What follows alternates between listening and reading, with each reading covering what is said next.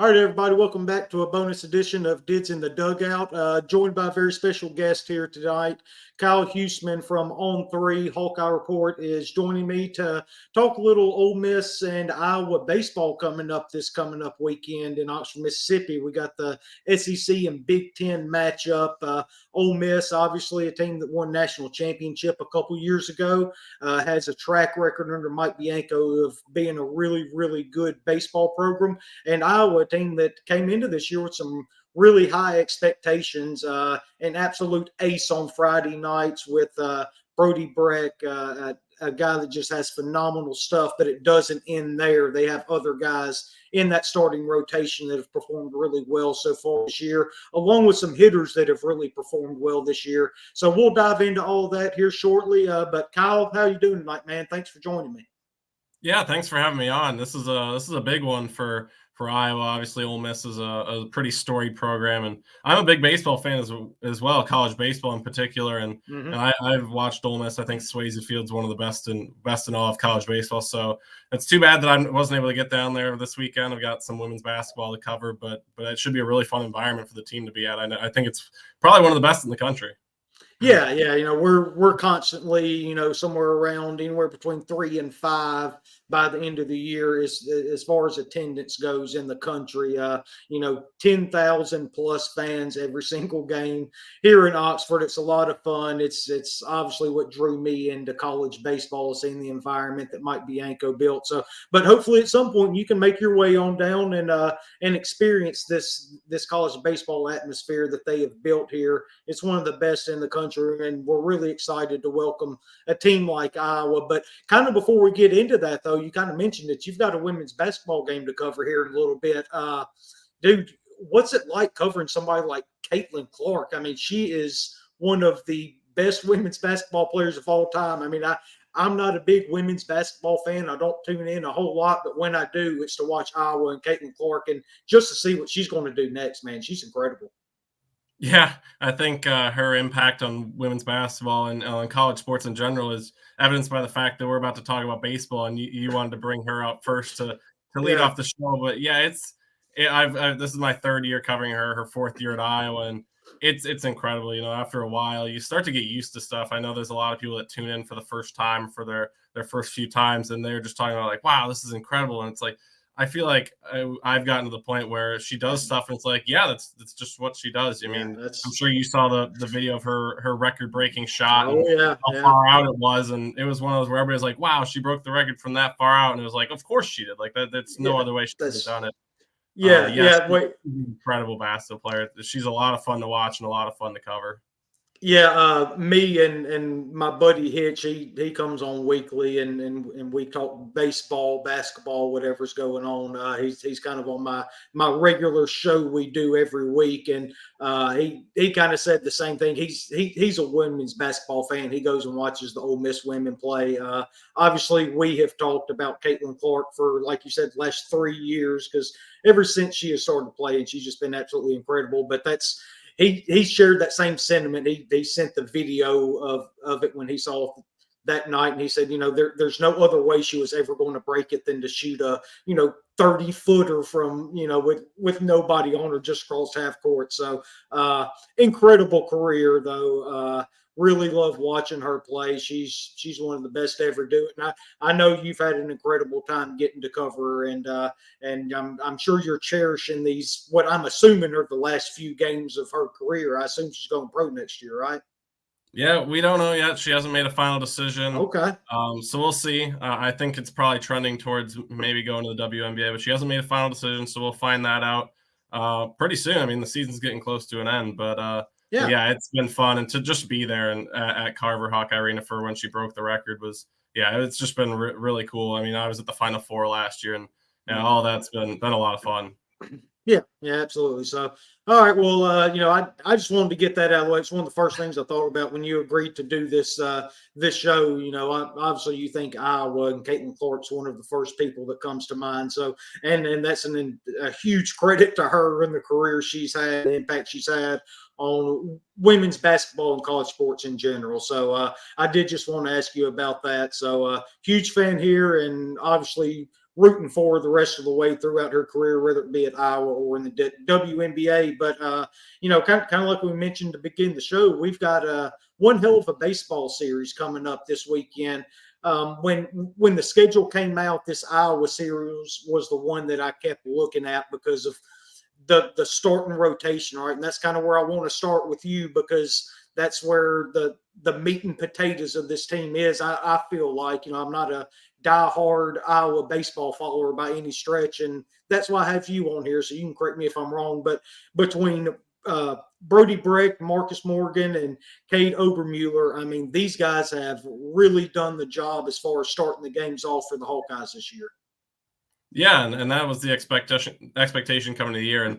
And Brody Brecht and Marcus Morgan came to Iowa with a ton of expectations a couple of years ago, and it took them a while to get going. Their stuff they have in their arsenal is so good, but it takes a while to harness that when you hit to the college level, and they struggled with their fair share of walks. But this is the year where it really feels like they can finally put it together and put together really good seasons. And to start off, I mean, Brody Brecht obviously on Friday is projected to be a first-round draft pick coming up. I mean, fastball that's going to be 98 to 100 for the majority of his outing. He doesn't drop off a whole lot. I mean, you might see 97 later in the outing. A slider that's going to be really good as well. He throws a cutter as well, so he can kind of give you a couple of looks with the different fastballs. But he's been really good so far. A couple of good outings. The first one against Seton Hall, 11 strikeouts and 4 1/3 inning is impressive to have that many strikeouts that quickly. And then had a good outing, 6 innings, 1 earned run against Auburn. Unfortunately, didn't get the win there. The bullpen struggled late in that game, but I mean, for him, he's looked pretty good through 2 weeks. Took a second step last week against Auburn. Cut down on the walks a little bit more. And then when you talk about Saturday, I mean, Marcus Morgan is kind of overshadowed because everybody talks about Brody's fastball and what he can potentially be. I know he's drawn comparisons to Paul Skeens from LSU last year, but Marcus can be just as good. I mean, he's going to have a fastball that's going to be in the mid-90s as well. He also throws a cutter that at times he has more control with. But yeah, I mean, he's just as good when they're at their best. They could both be Friday guys. And Marcus had a really good week 1 start against Ball State, which is a pretty underrated team from the MAC. I know they made the NCAA tournament last year and didn't have as good of an outing against Virginia, but I mean, Marcus, when he's at his best, like I said, can be a Friday guy as well. So to have 2 Friday level guys to be your duo in the starting rotation is huge. And then Cade Obermuller, as you mentioned, the Sunday guy is the one that's new to the rotation this year, was a freshman last year. His stuff is incredible as well. I mean, his fastball is in the mid-90s, and his slider as a lefty, the way he throws, he kind of has his arm gets out there from a different angle that you don't see a ton from guys. And with the fastball in the mid-90s and that slider, he can, when a lefty's at the plate, a lefty hitter, he can throw it at the lefty and it just breaks right over the plate. And he can break it from the outside corner to the inside corner on righties, and it looks like it's going to hit you. For all 3 of these guys, though, it's all about just cutting down on the free bases. When they run into trouble, it's because they hit a couple of batters and they walk 5 guys in an outing. And they're still trying to cut down on that. But when they're in the zone and they're striking guys out, it's not a matter of how many. The other team doesn't hit them very often. That's the way it is. When they give up 3, 4, 5 runs in an outing, it's because they walked 6, 7 guys and a couple of hits. A couple of hits drove in those walks. It's not, they allowed 8 hits and they just got hit around. When they're around the zone, that group of 3 is as good as any 3 in the country. I know the SEC's got a lot of good pitching rotations. But yeah, I mean, it'll be really exciting to see them go up against an Ole Miss lineup that I know is going to be really good, and they always have a really good lineup. So it'll be interesting to see this Iowa pitching staff go up against them. But yeah, this starting rotation is definitely up there with probably near the top of what Ole Miss is going to see this year. Yeah, so I could not be happier with everything you just said, because we just got done recording not long ago our regular show for the week. And obviously, like I said, I'm not an Iowa expert, but I basically echoed everything you just said, right? Guys that have incredible stuff, you're going to have to earn it off of them because they don't give up a lot of hits. The walks is what gets them. The hit batters gets them. Obermuller, he's a guy, that he has a 0 ERA this year, 13 strikeouts in 9 innings. The slider is the thing that I think really separates him. And it's not only getting to throw it to a lefty to get to the plate, but also it's a pitch that can start in the zone and completely fool a left-handed hitter. And by the time he's committed to swinging to, it's going to be 2 foot outside, right? I mean, really good pitch there, but he's a guy that's hit 4 batters this year, had 4 wild pitches. And obviously, Brody Brecht, the stuff he has is incredible. Like you said, walks. That's what you got to cut down on. That's why he's such a high prospect in the draft coming up this year, is because of how good his stuff is with the cutter and the slider and obviously the big fastball that he has. And but it kind of listening to it though, it kind of mirrors what Ole Miss has as well though, because we have guys that have good stuff. We've got JT Quinn and Grayson Saunier that were freshmen last year, and they're both in the starting rotation on weekends for us. We got to cut down on walks, though, right? I mean, it's kind of the same thing with baseball. It's kind of what I said earlier today on my other show. I figured out baseball in 5 seconds. Don't walk people, don't commit errors, and hit the ball. It's easy, right? That's kind of the thing with both the Iowa and the Ole Miss pitching staff. We've got to cut down on walks, stay in the strike zone. And if you do that, I mean, we could be in line for 3 incredible pitching performances throughout this weekend in Oxford, Mississippi. The other guy for Ole Miss I haven't mentioned is Gunnar Dennis. He started Saturday the last 2 weekends. We actually bumped him up to Friday this coming up weekend against y'all. So the lefty's going to pitch against y'all on Friday against Brody Brecht. We'll have JT Quinn, our previous Friday night starter, against Marcus Morgan on Saturday, and then Grayson Saunier against Cade Obermueller on Sunday. But we're really opposite in the way, because I have dug into y'all a little bit. Kind of like you said, the bullpen's been a problem for y'all, right? And that's really been the strength for us. That's what's kept us in games. That's how we've been able to win games. Just kind of your take on the Iowa bullpen real quick, and after you're done with that, I'll bounce my thoughts on the Ole Miss bullpen back to you. Yeah, it's the Iowa bullpen is one that it's kind of similar to starting rotation, where they have the talent. It's not the same stuff as the starting rotation, because the starting rotation stuff is just another level. But the Iowa bullpen's got a lot of guys that, they've pitched it at other schools. They've been successful at other schools, or if their transfers come in. They have a couple of returning guys as well that were good last year. It just hasn't happened early this season. It's been kind of, really surprising, to be honest. This was a team that coming into the year, you felt like, looking at the starting rotation, that was the question. Can they cut down on the walks enough to get deep into games?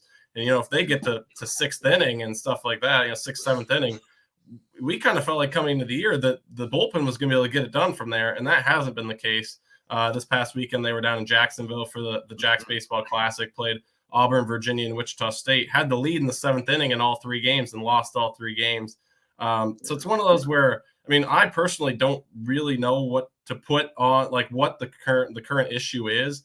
They've had some free bases in the bullpen, but teams have just really barreled up a lot of guys, hit home runs, hit doubles, hit singles. Everything feels like it's hit hard. And it's been frustrating to watch. Talking with Rick Heller recently after this past weekend, it's just guys that they felt like coming to the year, they felt like they were going to fill the roles. They lost some guys from last year, but they felt really happy with the guys that are there. It was just a matter of finding roles for them. And right now they're kind of in that spot where they don't know who they can trust to go out and get outs right now. And it's just kind of one of those where they feel like it could happen at any point. They've got a lot of really good guys. Jack Whitlock's a guy that was really trusted late in the season last year. Zach Volker's a guy that's moving into a new role this year as a short inning guy out of the bullpen. He can get a fastball up to 96 in those short outings. Looked really, really good in the fall. Looked really good in the first week of the season. This past week, it was off. He was allowing runs. Reese Buter's a guy that was really good at a JUCO school early in his career. Had Tommy John surgery. Looked really good in the fall. This is his 2nd year post Tommy John, so you feel really good about him getting back to his normal level. And he's just been a guy that's been giving up a lot of hits as well. Anthony Watts, a guy from Creighton that's come in that they really felt like could take that long relief role, kind of bookend to start with some of those starters, and really good the first week. This past week he got hit a little bit. It's interesting. It's one of those where I can say they could come out and they could be exactly what I saw fall this weekend against Ole Miss, and Iowa could potentially win the series. They could also come out and have the same issues they had the weekend, this past weekend, and you guys could win all 3 games potentially, because that's what happened this last weekend in Jacksonville. So it's not necessarily this Iowa pitching staff. It's not that they don't have the stuff. It's just not working right now. They're just not, whether it's missing spots or Just being in a new role potentially for the new transfers, new role on a new team, things like that. I don't really know what the answer is right now, but what I can say is they're all talented enough to go out and do the job. We just haven't necessarily seen it so far yet. Yeah, kind of getting a little bit of deja vu over here listening to you talk about that Iowa bullpen. The last 2 years in Oxford, we've kind of gone through the same thing. And the funny thing about that is within the last 2 years, we've also won the national championship, right? So it's like that national championship where we had all kind of pitching troubles, man. We were mixing and matching, trying to find guys to fit into roles. We knew we had dudes. We didn't know where they fit. And so we spent the majority of the year trying to put the puzzle pieces together until they finally fit together. Well, then last year, it was kind of the same thing, except we had a bunch of young guys, a bunch of freshmen pitched for us. Josh Mallett's one of the big relievers for us during that national championship run, who has maybe the best slider I've ever seen in my life. I mean, I don't know how anybody hits it, and he can run a fastball up into the mid-90s. Well, he got hurt before the year, had to have Tommy John surgery last year. So he wasn't available to us. And, dude, we threw guys into the fire. We had guys like Braden Jones, Sam Takui, and 2 freshmen that pitched a lot more than we anticipated them pitching, along with Grayson Saunier and JT Quinn, who were 2 freshmen that are starters last year that worked themselves into that role that are starting this year as well. But we got Mallett's back now this year, and he is absolutely dynamite. We're recording this during the Ole Miss Missouri State game, and Josh Mallett's was pitching right before we started here. So just a little aside for you, I did delay about 3-4 minutes till I got through Josh Mallett's appearance so I could see what he looked like, and he's absolutely incredible. So you'll see him again this weekend, though, I guarantee you. Mason Nichols was a freshman on that national championship team that's pitched the last couple of years. Ton of experience. A guy that can really go out there and pitch. I think he ended up going 4 1/3 inning in Hawaii for us on that Friday night game to end up closing it out, the one that went 13 innings and kept me up till 4 o'clock in the morning. So, it kind of sucked being up that late, but I didn't mind it as long as they ended with a win. So I really appreciate Mason for doing that for us. And we got a JUCO transfer in that's our closer, Connor Spencer. He's a really electric right-hander. They can run it up 96, 97 miles an hour. And that's big for this bullpen because that allows Josh Mallett's to go into a different role for us, to be the anytime relief pitcher, biggest spot in the game, not just ninth inning, whatever the biggest spot is, throw Josh Mallett's out there because you got a guy like Connor on the back end. You got a guy like Mason Nichols, Sam Takui, that has come in and has really pitched well along with Braden Jones. And Ole Miss had a real problem last year with lefties, and we'll get into y'all's lineup here in just a little bit. But the last couple of years, we haven't had lefties on the roster. We haven't had guys to come out of the bullpen to work matchups, and we bring guys in like Liam Doyle. As a matter of fact, one of the Ole Miss backup quarterbacks, Austin Simmons, is a left-handed pitcher for the baseball team, and he's been getting a lot of playing time and has looked fantastic. Added a lot of lefties this year, though. I think that was a really big deal for Ole Miss. The bullpen is the strength for us. We kind of have similar things we got to clean up in the starting rotation. We don't have anybody with Brody Breck stuff, obviously. That nobody in the country has that. He's, I think, the most talented pitcher in the country if he puts it together, like you said, and cuts down on those walks. But it's as long from a pitching staff standpoint on the weekends for us, the starters, if they can harness the walk, start throwing strikes, and allow this bullpen to eat. But the big thing is not coming in the 4th inning, right? You need some kind of length out of your starter so you don't burn a bullpen. I don't care how good it is. If you use it enough times, those arms are going to get burnt out. And Ole Miss has a really good one, and we're catching y'all, 3rd weekend of the year, so it's still early, so it's probably still going to be good. But from a big picture standpoint, that is one of my worries from Ole Miss is these starters getting deep in the game to save this bullpen, because this is as good of a bullpen that I can remember in Oxford in 5 to 10 years, man, we have really electric arms to come out of it, and guys that throw strikes.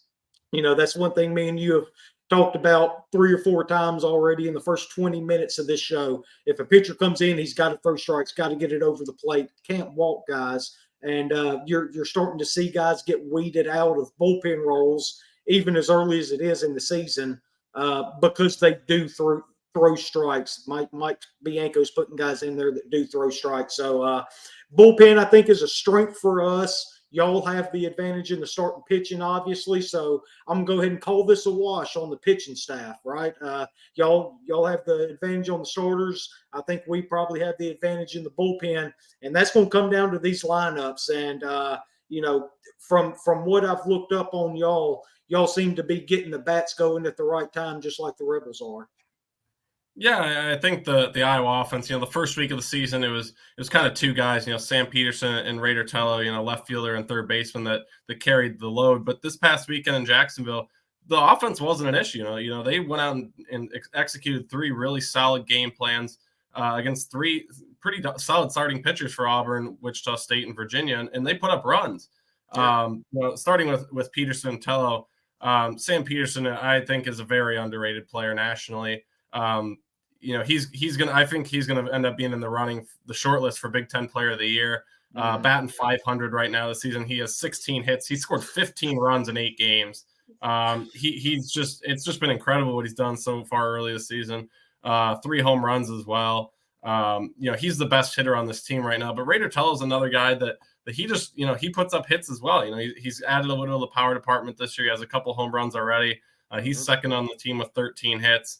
After that, I wouldn't necessarily say we have a number 3 guy. We've got a lot of solid guys after that. You talk about Utah transfer Davis Kopp. He the last 2 years batted over 300 in Pac-12 play, and that's a tough conference out west. Yeah. He's put up a lot of really good at bats early this season. Hasn't gotten rewarded in all of them. What I will say he's done a really good job of is, he's had productive outs. He's had, sacrifice flies. This past our midweek game yesterday against Northern Illinois, he had two RBI groundouts. He also had a 2-run home run. So he had the power with the 2-run home run, but still, when he got out, he was able to drive in runs with a couple of them. You might see Cade Moss. He's the actual starting catcher for Iowa. He broke his hamate bone right before the season, so he has not played any games yet. Chance you see him this weekend. If not, it'll be the weekend after. Davis Kopp would drop to the DH spot then. But the guy that's really stepped up with Cade Moss out has been Reese Moore, the redshirt freshman. Yeah. Didn't see any time last year. Comes in this year and was a guy that was going to be in the running for some DH at bats. But with Davis Kopp and Cade Moss kind of splitting the catcher spot, Kopp was going to be in the DH or catcher spot no matter what. So the DH at bats are going to be few and far in between. But Reese is just taking advantage of his opportunity, and he's got 6 doubles and a triple already through 8 games. He's been barreling the ball up. The really good sign for him was he went to Jacksonville, struck out 5 times over the weekend, kind of had his first struggles, because he's still very early in his time at Iowa, had his first struggles, but then comes out yesterday, hits a couple of doubles, has a single. Mm-hmm. Just really encouraging to see him bounce back off of, a weekend where the first time he had games where, he struck out 3 times in the game this weekend. And now, is he going to be able to come back? And does that add on? Does he have another bad game? But that didn't happen yesterday. Kyle Huckstorf's one of the best defensive outfielders in the country, in my opinion. He's going to be in center field. A guy that's at times, really hot. At times he'll strike out a lot. He's at 10 strikeouts this year, but he has a couple of home runs, So he's a guy that he's trying to gain more consistency in the lineup, trying to be that kind of what someone I said with Davis Kopp, where when he's getting out, he's still making productive outs. But when he's hot, he's a really, really good hitter too. In right field, you're gonna have Ben Willis, who's a guy that is really interesting. He comes to Iowa out of high school as an infielder. He's the emergency catcher. He's played outfield. He's kind of done whatever he's had to do to try to get at bats and get in the lineup. Really good plate discipline guy. He's gonna strike out at times because he tries to overdo it with the plate discipline and sometimes lets some go that he probably shouldn't. But he's going to walk a lot. He's going to get hit by pitch a few times. The last couple of games, though, he's shown a little bit more aggressiveness at the plate, and it's led to more hits. The last 3 games, I think he's had 5 hits in the last 3 games. Looked a lot more aggressive, and when he does that, he's a pretty good hitter as well. Haven't mentioned Michael Seegers yet, the shortstop. He's one of the best. He's actually, when it comes down to the advanced stats, defensive run saved, I Bleav he led the country in defensive run saved last year at shortstop. He's a guy that's just kind of your prototypical top of the lineup guy. It's either going to be Ben Willis or him at that top of the lineup spot. Gets on base. Not necessarily going to be a lot of home runs, maybe a couple, but he's just a guy that gets on base and they can steal bases as well, can take an extra base on a ball in the gap, things like that. Just kind of what you think of as that prototypical shortstop leadoff guy, good defender, can steal bases, can get on base with some hits. The right side of the infield is where is pretty new. Gable Mitchell's just a sophomore. He's done a pretty good job so far. His swing has come a long way from last year. He's got 3 doubles, and he's a guy that has really good plate discipline as well. 9 walks to 4 strikeouts. And then Blake Guerin's the first baseman, 6'6", real tall, big guy in the box. That guy that you think of when you think of the first baseman that can hit home runs. Hasn't hit one yet. He hit one in the regional last year. As a freshman, he got his chance. Good sign from him yesterday as he hit a couple of doubles in the midweek game, took him to right center field, which shows that he's not trying to do too much at the plate. He's not trying to just pull the ball. He's not grounding out. Did what he needed to do yesterday with some doubles in the gap. So maybe he's turning a corner. For him, he's the first year in the starting lineup. We had a transfer from Wofford, Brennan Durigi last year. That was the first baseman all year. So he's still trying to settle in his first starts as an Iowa guy. But overall, I think the offense has done a pretty good job. Like I said, this past weekend was a very encouraging weekend. And then yesterday they put up 14 runs against Northern Illinois. It's not a lineup that's probably going to hit a ton of home runs. But like I said, there's a lot of guys that are going to get on base. They can steal bases. There's a lot of speed in this lineup. Sam Peterson, as I mentioned, he's got 8 stolen bases already. So it's a lineup that when they get on base, it's not a station to station. It can be a double in the gap can score a guy from first. I saw Sam Peterson go first to third on a ground ball to left field yesterday, which was impressive. It was a hit and run, but the guy was fielding the ball, and Peterson was just a couple steps past second base, and he still beat the throw to third. So that's what you're going to see. And Rick Heller is also known as a guy that's gonna lay down a bunt here and there to get guys over. He's not afraid to double steal with the guy on first and third, or just he's done it with 2 outs before. We'll take the out at second base as long as that run scores first. He's going to try to get a run here and there, and that might be something that becomes big. If these pitching these starting rotations, if you find yourself in a close game this weekend, a low scoring 2-2 game or something like that, Rick will pull out the double steal to get in a run, or pull out the bunt to drive in a run. So like I said, it's not necessarily the lineup that's going to go out and just pound home runs like you see some of these teams, but they're gonna get their runs in another way, whether it's a few home runs, some doubles, taking an extra base with a stolen base or a ball or something like that. But it's been an encouraging last couple of games for the Iowa offense. Yeah, that's kind of one thing, and I'm glad you brought up about the bunch, double steal, stuff like that, because I was going to ask about the tendencies of the head coach and how he kind of manages through games. But I totally agree with you. Sam Peterson's got just jumped off the page to me. He was one of the 3 guys I highlighted in my show earlier that it doesn't matter how you do it. You can't let him get on base. You can't let him walk. You can't hit him, and you can't let him get a single or something to get on base either. And that's a lot easier said than done, obviously. Like I said, he's batting 500. He's got a 1443 OPS. I mean, get out of here, dude. That's absolutely ridiculous. But then he's the power speed guy too, though, right? The 3 home runs, 3 doubles, 8 steals. He has really had an incredible start through the year.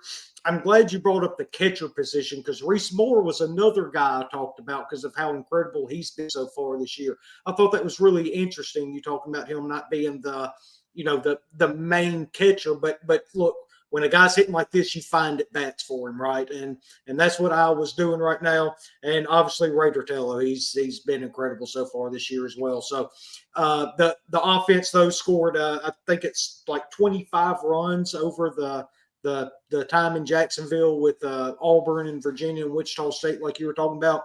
And then they come up and put up, 14 the other night against Northern Illinois. So offense is really going right now with the pitching staff like that. That is a team that can be very, very dangerous. That's something you've got to look out for. Now, from the Ole Miss standpoint, from a lineup, we're kind of settled in with 1 through 4 at this point. Ethan Groff is our center fielder. He's led off the last few games for us. He was a Tulane transfer 2 years ago. This is his second year at Ole Miss. He's really swinging the ball well. He's seeing it well. He doesn't chase a lot, which is going to be a theme for the first half of this lineup. Ethan is a very experienced hitter. This is his 4th year in college baseball, if I'm not mistaken. And he's really performed well at every level. Struggled a little bit when we got into SEC play last year, but he's seen it now. So he's had a really good start to the year, really barrels them up. And now after that, it's kind of a little bit of throwing the dice of who's going back second. We got guys to do it. We're really messing with lineup construction. Last couple of games been Andrew Fisher, our third baseman. He's a Duke transfer, freshman All-American last year, All SEC, all freshman. There with Duke, he had a really good year. Hit I think 289 with 11 home runs. Really, really slow start to the year, but a guy that has a real good head on his shoulders as far as approach goes, and he's really stuck with it.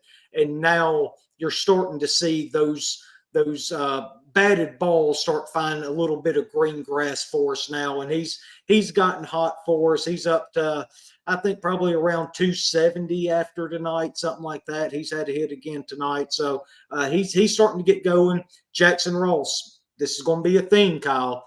A transfer from Florida Atlantic, another transfer. We basically rebuilt this lineup top to bottom with, there's 6 or 7 transfers that constantly play in this lineup. Jackson's another guy, though, and right now he's hitting nothing but beach balls. That's how big it is to him up there. He's homered going into Wednesday night. He's homered in 4 straight games. Put a really good swing on another one tonight that didn't quite get out. If he ended up hitting a home run while doing my shows tonight, then I missed it. But he's a guy that has absolutely been killing ball. He did have a double to drive in a couple runs. Right now, everything he swings at's a hit, and it's not just hit, it's a really, really hard hit. And then Will Furness, the son of Eddie Furness, that played at LSU, the College Baseball Hall of Famer. He was a freshman last year for us, had a really good year, hit 298 as a freshman in the SEC.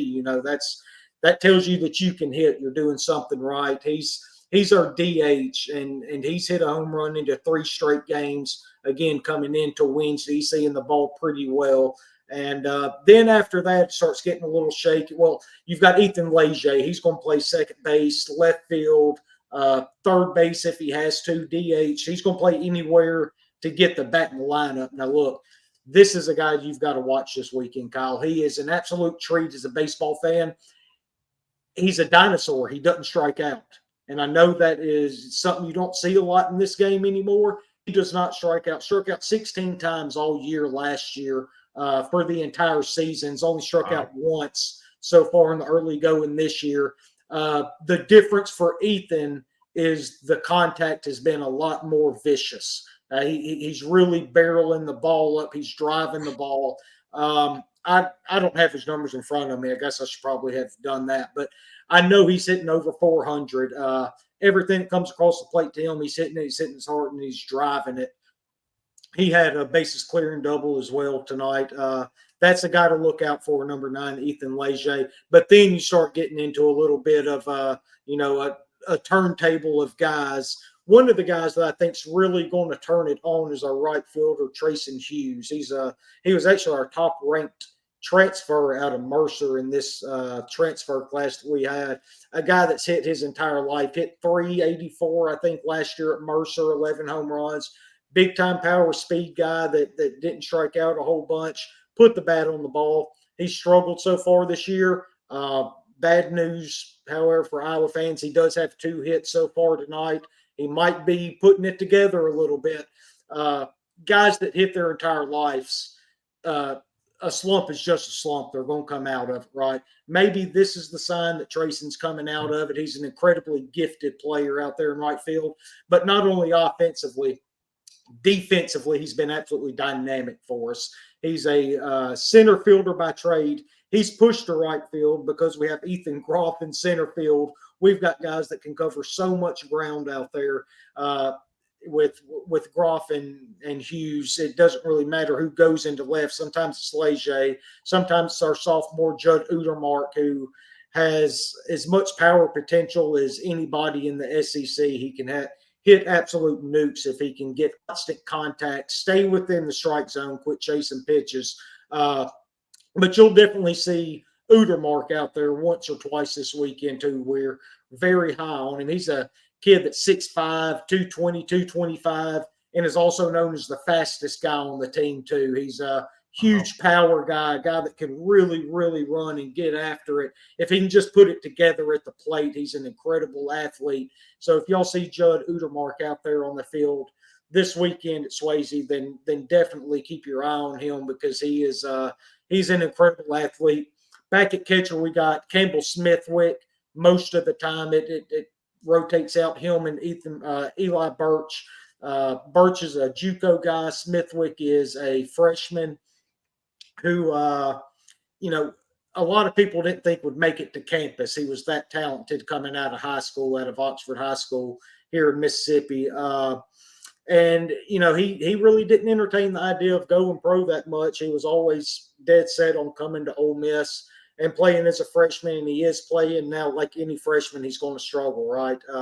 It's a lot different playing at this level than it is the high school level. But a guy that's really good defensively, that it just kind of needs to pick up for him. He needs to settle down a little bit. In the same way with the bat, he can really swing it. I just feel like he's a little ahead of himself right now. But a guy that's super talented, wouldn't be surprised at all if he ended up taking off a little bit. And then second base, we've got our captain, Reagan Burford, a guy that's been around the program 3 years now. A real leader in the locker room. He's really swinging it better this year than he has in past years. The average doesn't really show it, but here the last couple of games, I feel like he's really picked it up and started swinging it better. Hopefully that continues. If not, then we've got other guys to put in there. We've got a freshman, Braden Randall, that the players raved about all fall and spring, that just looked really good defensively, hitting, really good control of the strike zone. And another guy I hadn't brought up yet, our shortstop, Luke Hill, transfer from Arizona State. He was a Pac-12 all-freshman player, hit 8 or 9 home runs last year, hit over 300. Really, really good hitter, really, really good defensively. He's an all-around player. He's an absolute game changer once he gets it going as well. So I think Ole Miss has a lot of dudes offensively that can raise a lot of hell, for lack of a better word. We can really get after it on the base paths too. Trayson Hughes, Luke Hill, Ethan Groff in particular, he's another guy that can really get after it on the base paths. I think this Rebel offense can get after any pitching staff, but kind of what I've been saying for not only this week, but also last week, when I keep talking about Ole Miss baseball and how the offense is coming together, how it's looking, what they need to do is, don't worry, guys, you're going to find out in 2 weeks when Iowa comes to town, because this is going to be the ultimate test for this offense if they're able to keep things going against such an elite pitching staff like Iowa has. Yeah, and I think that's what you're mentioning there with the pitching staff is going to be the key for Iowa this weekend. What can they get out of the starters? I know you mentioned getting more length of the starters. That's the same thing for Iowa. Brody Breck did it last week. He got to 6 innings. But, Marcus on Saturday didn't necessarily get that far into the game. And then Cade Obermueller went 4 the first weekend, 5 this next weekend. As the bullpen tries to figure it out for Iowa, they need the starters to be able to give them 5, 6, maybe even 7 innings. So that way you cut down on how many guys do we have to send out of the bullpen.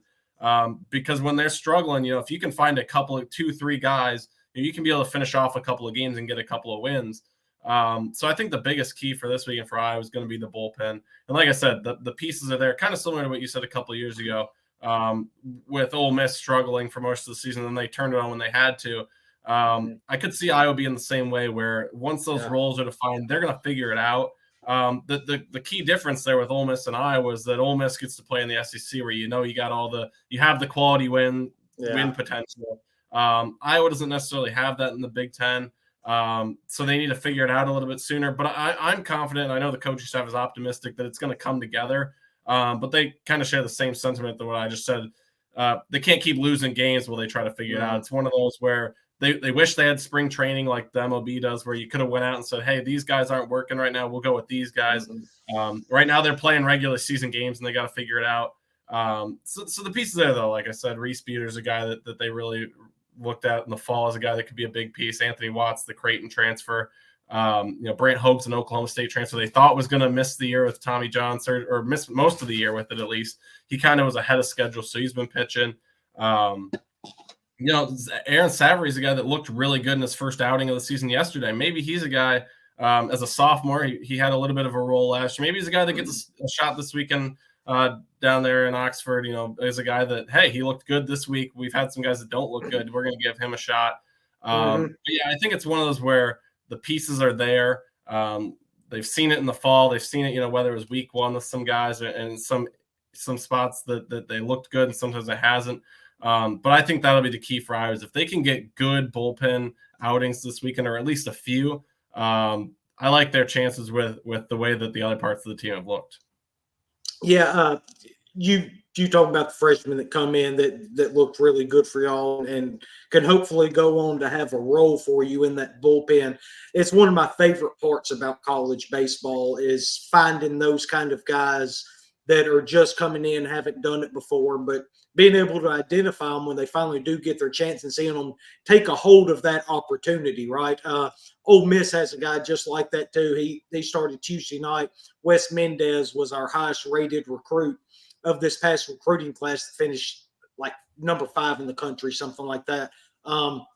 Really dynamic left-handed pitcher, though. Not sure if he'll end up pitching this weekend. Looks like we're really wanting to use him in the midweek to start and stretch him out. Now maybe he comes in for an inning or something as a specialist if we have to do that. But I love hearing those kind of stories of this guy hasn't pitched yet. He's a freshman, but looked really good. It's one of my favorite parts about college baseball. Josh Mallitz was that guy for me a couple years ago at Ole Miss when he first come in, and he really struggled, but you could see the stuff was there, right? And that's what really matters at this level. If you find the stuff, you trust the coaches to figure it out and to work all the mechanics out to where he can be a dominant player. So I just thought that was really interesting. You bringing up a guy like that. Yeah, and they've actually got a couple other guys now. Savory was a freshman last year, so this is a sophomore year. Now, freshman. Oh, okay. They have the guy that came in from Canada, Elliot Cadu-Lanu, probably the best last name on the team. Cadu-Lanu. He's a lefty. He's got a really good fastball, really good changeup as well. He's a guy that's gotten a couple of chances on the weekend. They really like him. His maturity, because he was a guy that pitched with Team Canada, pitched on a travel team in the U.S., so he wasn't at home a ton. He's a guy that you might see him this weekend as well. And when he figures it out, it's a fastball that's in the 91 to 93 range with a changeup that's really good and a slider as well. And then like I said, Savory's a guy that had a little bit of a role last year.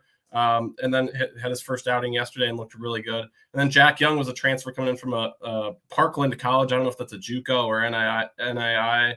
He was there last year, didn't pitch a lot, pitched yesterday in his first outing of the season and looked really good as well. I was a team that last year, I mentioned Jack Whitlock is one of the guys it's expected to be a big piece this year. He was a guy that didn't travel last year early in the season. And then midway through the season, he started to pick it up, whether it was in scrimmages or in a couple of midweek games, and he found that role. And right now, I was kind of looking for that guy maybe a little bit earlier in the year this year. Is it going to be Jack Young? Is it going to be Aaron Savory? Is it going to be someone else? Maybe the freshman Cadu-Lanu.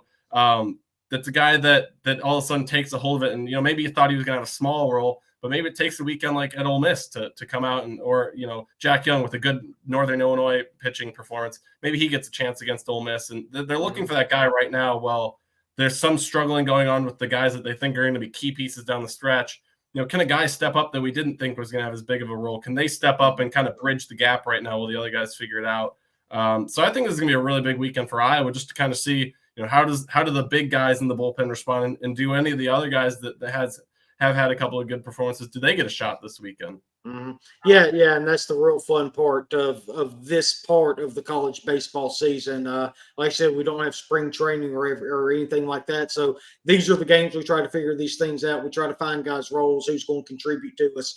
So that's one thing that I really like about this time of year. And for both teams, Iowa and Ole Miss, this is a huge weekend. A weekend both coaches are going to find out things about their club that is going to help them later on in the year, whether it's a good or a bad thing. They're still going to be able to get their data and stuff like that to know whether or not this is going to help us later on in the year for both clubs. So I love these kinds of series. I love playing Big Ten teams, really any power conference team, but this kind of seems to be Mike's MO the last couple of years, get some Big Ten teams in here. So I think it's a lot of fun, and I'm going to go to a couple games this weekend. I'll be there Friday and Saturday. Really looking forward to it, to see this Iowa team.